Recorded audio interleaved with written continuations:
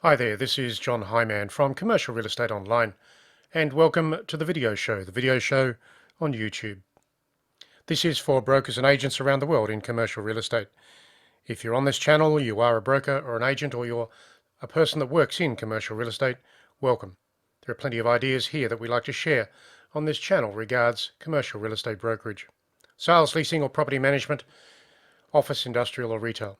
The website to contact us is commercial-real-estate-training.com. And in every particular program, I like to focus down on one particular issue to help you. So, today's program is all about how you can get out of a slump in brokerage, how you can get out of that problem of perhaps low inquiry, low sales, or low leasing results. So it's time to grab a coffee, grab a notebook, come back and listen to the program, and take some ideas from the program to grow your business over time.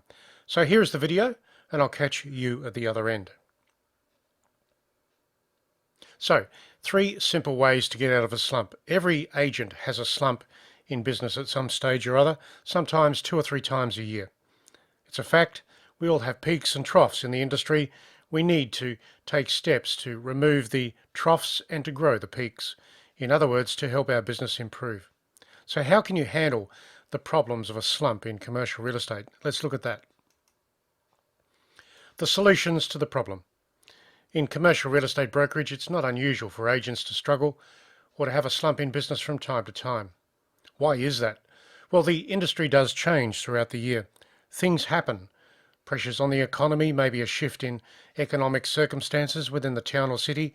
Maybe it's the time of year, maybe it's even the climate. So understand that there are dips and troughs in the industry, and you can work with that. The matter is easily resolved when you focus back on building market share and client base. You actually get more involved with your market. That's the basic rule. When things become more difficult, more challenging, you get more involved with your market. You get involved with people, and you stick to the rules. And today I'm going to share those rules with you. So why does it happen? Let's look at it. Why does this slump problem happen? Whilst the market may change and the tenants or buyers could be slower to respond to a deal opportunity, everything comes back to the volume and the inquiry, the quality of listings held by the broker. So that key point is quality. The inquiry, the quality. If you put quality into your business, you will generate more inquiry. So it all comes back to how you are connecting with people and the frequency of that. The last point on the slide here is that a good quality listing that has been correctly marketed will sell or lease most of the time, no matter what the economic circumstances may be. So when you focus on quality in your listing bank, with your clients, with the properties, you'll find that the inquiry is higher and you can do more with that. So go back to the basic rule of looking at your business and how you can improve the quality that you work on. Change your prospecting model to work with that. It's better to have a fewer number of high quality listings or good quality listings than lots of rubbish listings. And believe me, there are lots of rubbish listings out there that waste your time, or maybe they take too much of your time. Let's go further. The big questions. How can a broker or an agent get out of a slump in commissions and a slump in listings? Try some of these ideas. Number 1. Simplify the day. So, simplify the day so that more of the correct things get done. The emphasis here is the correct things. The things that you really should be doing. Not the administrative stuff, but the correct things. It is a sad fact that diversions occur each day, and far too many agents and brokers let the diversions take over their working day. It's very easy to waste the majority of a working day, and time is your most valuable resource. So don't waste it. Focus it. Focus on the things that must be done. Understand the importance of those things in business generation at a personal level. Now, in saying that, it is your business. It's something that you must work on. Focus on your personal business. You are the broker. You are the agent. Yes, you may work for someone else, but the issue is you get rewarded from the deals that you convert. It is your business. An agent that is struggling is usually well off the rails when it comes to important business tasks. Now, if this happens to be you, or it sounds like you at different times of the year, don't worry. Everyone has the problem. Everybody has the problem. It's simply a matter of how you respond, how you work with it, how you move ahead. So don't be concerned if your business is in a slump at the moment. It's now time to modify your day, simplify your day, take steps to do that. Each day, every day is a step forward in your brokerage business. So let's go to the next stage. After simplification, what do you do? Have a look at this. Number 2 is start a new habit. Now, this word habit, it's so important in brokerage, so important. Let's look at it.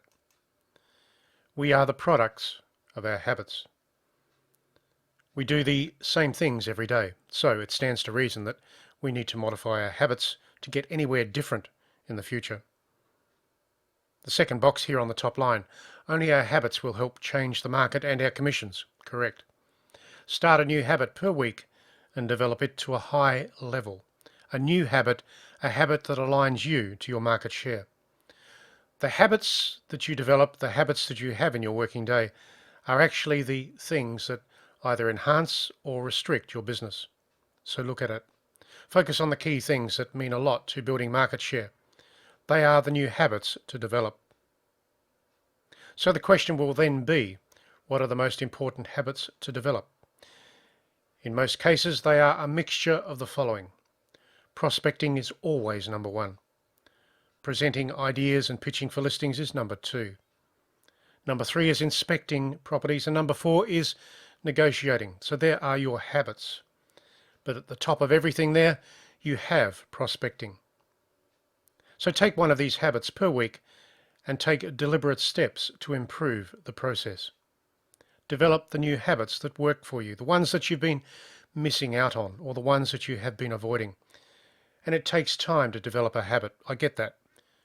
Where we are today in our business in commercial real estate is the product of our habits recently over the last year or so. So understand that and then start to work on it. Your habits will take your business forward. Remove the weaknesses, the weak habits in your business.